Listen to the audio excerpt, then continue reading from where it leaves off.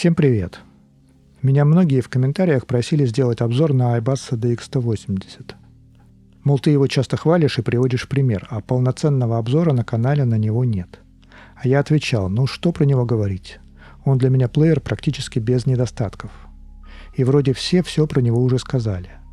И многие знают, что если ты хочешь действительно качественный звук, то от более дешевых плееров ты все равно придешь к этой модели. Это не какое-то чудо техники, и он не вызывает вау-эффекта. Но если ты хочешь устройство без больших компромиссов, раздражающих глюков и полную функциональность, то бери DX180. В этом видео я попытаюсь разобраться, почему же его все так ценят. Действительно ли он какое-то чудо или это просто минимальный порог вхождения в правильный качественный звук. Я расскажу про конструкцию и функциональность, поделюсь своими сценариями использования, впечатлениями о звуке и сравню iBus DX180 с другими плеерами и ЦАПами, которые я слушал. Все это есть в тайм-кодах, а в описании видео ссылки на устройства, упоминаемые в обзоре. Итак, поехали!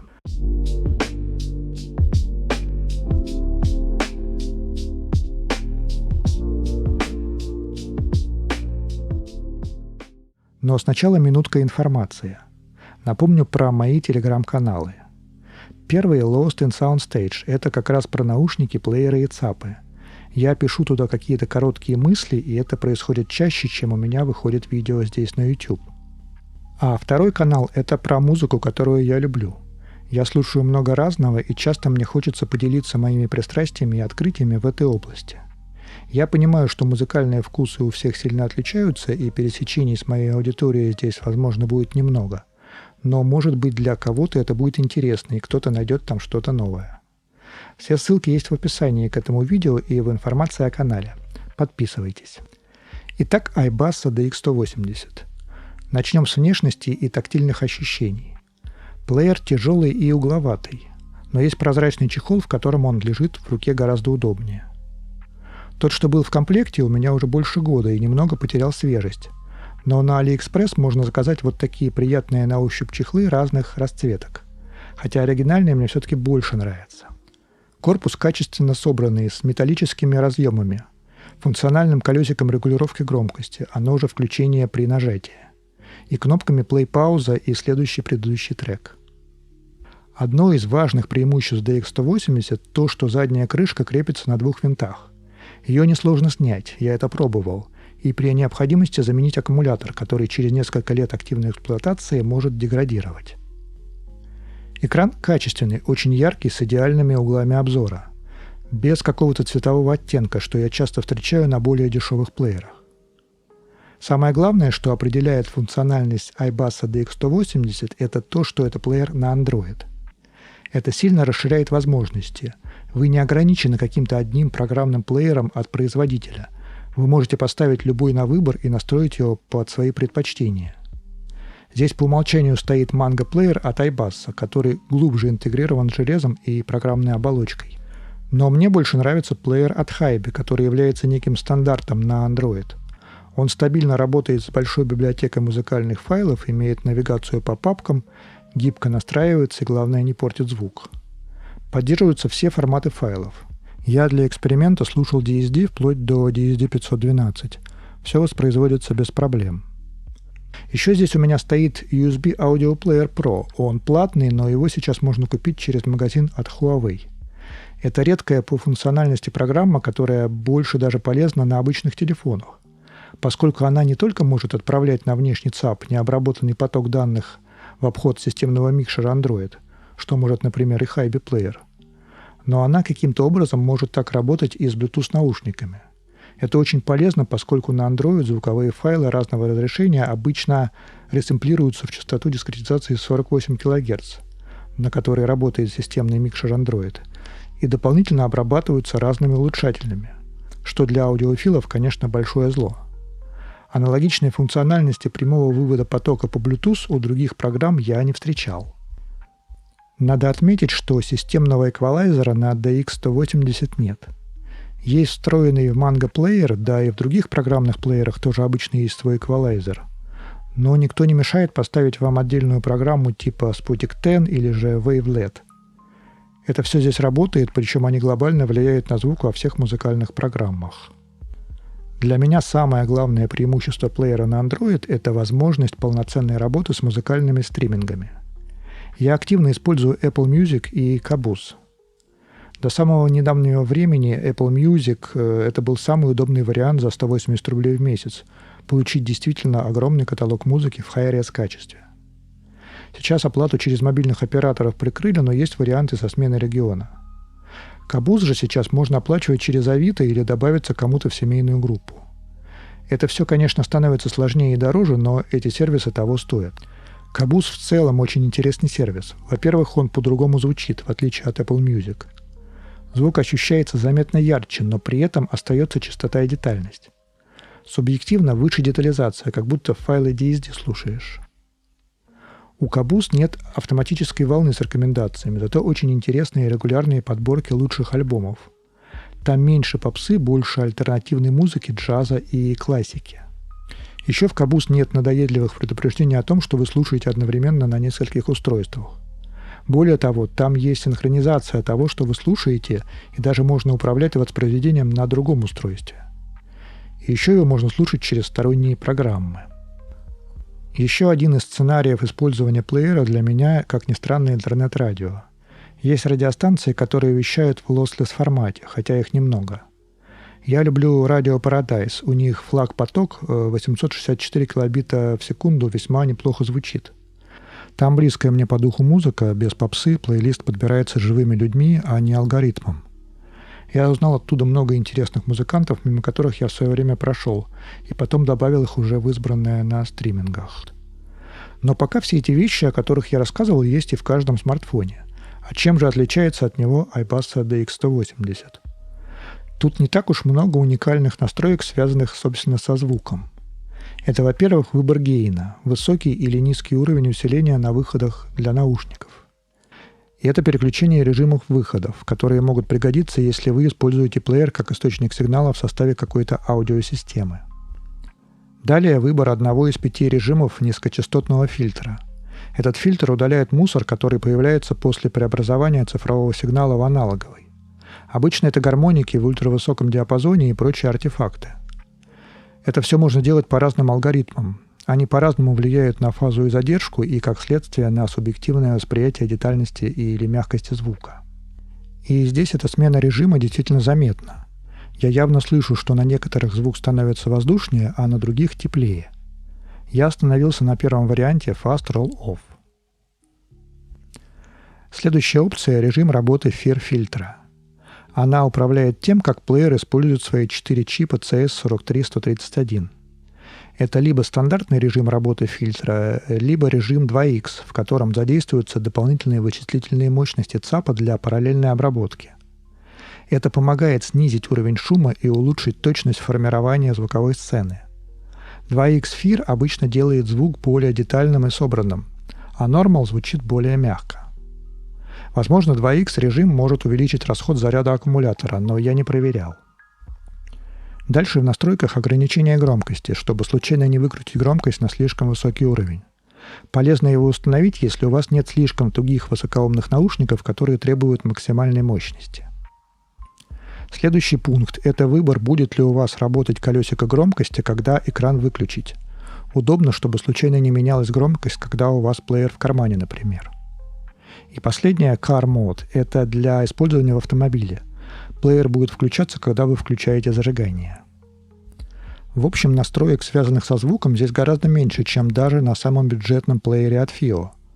Но зачем что-то настраивать, когда и так все хорошо работает? Из полезного переключение основных настроек можно вывести в шторку, а в статусной строке всегда видно уровень громкости, выбранный гейн, тип фильтра и, самое интересное, частоту дискретизации. И мы можем с удовлетворением наблюдать, что в отличие от большинства смартфонов, в которых, как я рассказывал ранее, звук принудительно ресэмплируется в 48 кГц, здесь ЦАП работает именно с той частотой дискретизации, которая есть в исходном файле. Что я хотел бы отметить из его технических характеристик. Здесь стоит процессор Snapdragon 665 и 4 ГБ оперативной памяти. С точки зрения современных телефонов это катастрофически мало. Но вот такая ситуация с плеерами. Они не делаются на топовом железе. Но Android 13 здесь достаточно хорошо оптимизирован. Все работает не слишком быстро, но главное стабильно. С плеерами для воспроизведения локальных файлов вообще все хорошо, как при листании плейлистов, так и при индексации большой музыкальной библиотеки. Приложения стримингов тоже работают достаточно шустро. Единственная проблема, с которой я столкнулся за год эксплуатации, последняя версия Caboose, которая вышла недавно, и в которой были достаточно глобальные изменения. Вот на ней, если включено воспроизведение, и ты одновременно листаешь разделы приложения, то звук может прерываться. Это скорее проблема новой версии приложения, и, возможно, они будут исправлены в обновлениях. Но при этом заметно, что плееру явно не хватает ресурсов на одновременную обработку, так как у меня на более мощных телефонах такая проблема не наблюдается. В плеере 128 гигабайт постоянной памяти, и, естественно, есть поддержка карт microSD. Экран здесь 5 дюймов с хорошим разрешением 1080 на 1920 пикселей. В аудиочасти стоят 4 ЦАПа Cirrus Logic CS43131. Для меня это большой плюс, я люблю музыкальное озвучание Cirrus при грамотной реализации. Мощность при нагрузке 32 Ома, 690 мВт на балансном выходе и 281 мВт на выходе 3,5 мм. Батарея 3200 мАч. Время непрерывного воспроизведения на высоком гейне до 13 часов по утверждению производителя. Вес устройства 206 грамм. Теперь, собственно, о звуке. Главное преимущество звука на DX180, что он натуральный и правильный. Не приукрашенный, не слишком яркий. Не агрессивный, как многие другие плееры. Я его преимущество ощущаю скорее при длительном прослушивании. Это естественный звук, при котором ты быстро перестаешь думать о плеере и слушаешь музыку. Но при этом он совсем не скучный и не зажатый. Здесь есть и теплый насыщенный бас, его много, но он не глушит инфранизкими. Ему немного не хватает очерченности, фактурности, что я услышал, например, на Shanling M3+. Но в этой теплоте и мягкости тоже есть своя прелесть. Здесь ровная проработанная середина, в которой ничего не теряется. И воздушные, детальные, высокие частоты, причем абсолютно без резкости. Звук плотный и серьезный, широкая звуковая сцена, но без излишней раздутости. С какими наушниками он у меня лучше всего сочетается? Это прежде всего Dunu Titan S2, если мы хотим сбалансированного звучания, объемного баса и искристых высоких. Это Truhear Pure, если мы хотим больше драйва на средних частотах. Это Zigat Odyssey, если мы хотим больше плотности и фактурности звука. И это Xenis Mangrid T Pro, если мы хотим выйти на новый уровень по детальности и звуковой сцене. Теперь сравнение с другими плеерами на Android. FiiO GM21. У меня есть обзор на канале. Там плохо все. Звук плоский и неинтересный, глюки и зависания. Тут еще правильно было бы сравнить с FiiO M21, но учитывая мой предыдущий опыт с другими устройствами FiiO, боюсь, что по звуку он меня тоже не впечатлит. Shanling M3+. Оправдывает свою цену. Звук динамичный и эффектный, но для меня слишком резкий. По множеству мелочей мне он тоже нравится меньше. Его обзор тоже есть на канале. Но если вам нравится больше драйва и энергии в звуке, то, может быть, M3 вас больше впечатлит, чем DX180. HiBear 4. Его я не слушал, но отзывы меня совсем не впечатлили. И там стоят ЦАПы от ESS, что мне сразу не очень нравится. Плюс звук Hi-Bi на более простых моделях – это худшее, что я в принципе слушал на плеерах. Причем к фирме iBass у меня тоже нет какого-то предвзятого положительного отношения. Меня разочаровал, например, их проводной ЦАП iBass Macchiato. Очень несбалансированное звучание с перекосом в высокие частоты, хотя очень чистое и детальное. Если брать другие портативные плееры без Android, которые я тестировал в поисках более компактного устройства, это все заметно ниже классом. В целом я за последнее время прослушал достаточно много источников звука. Каждый раз берешь что-то новое с надеждой и пытаешься найти в нем плюсы.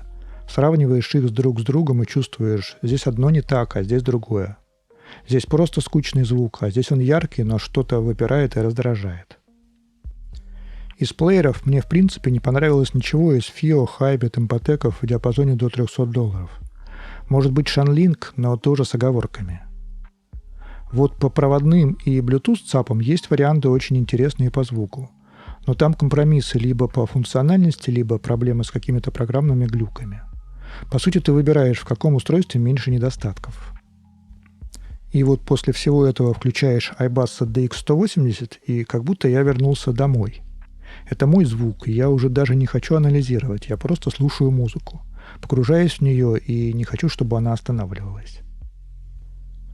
Поймал себя на мысли, что когда я в очередной раз покупаю новый плеер, я в результате трачу деньги только на то, чтобы еще раз убедиться в том, что DX180 лучшее, что у меня есть.